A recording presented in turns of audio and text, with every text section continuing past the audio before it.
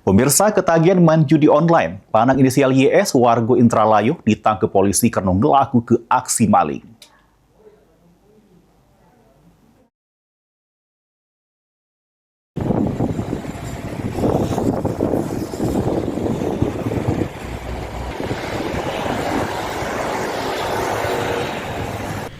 YS warga Indralayu barin lagi berurusan dengan polisi karena maling di salah satu rumah warga pada 10 Januari yang liwat.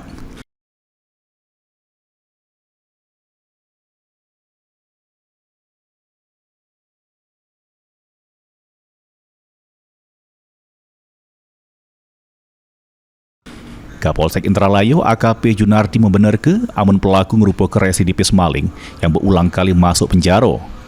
Juru aksinya, pelaku membobol rumah korban, kemudian ngembat HP, tabung gas, serta barang berharga lainnya.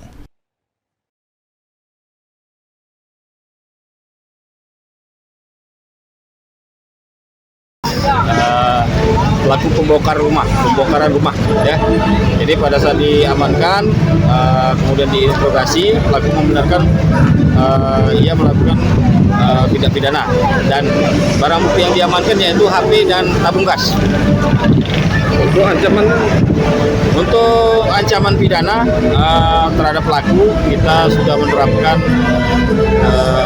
undang-undang yang baru ya, 2023 pasal 47 KUHP. Residivis belum? Ya, untuk pelaku ini setelah kita cross-check merupakan residivis. Jadi sudah berulang kali melakukan tindak pidana kejahatan di wilayah Indralaya Mulia. Guna mempertanggungjawabkan perbuatannya, pelaku harus mendekam di tahanan Polsek Indralayu. Ahmad Romawi, PAL TV.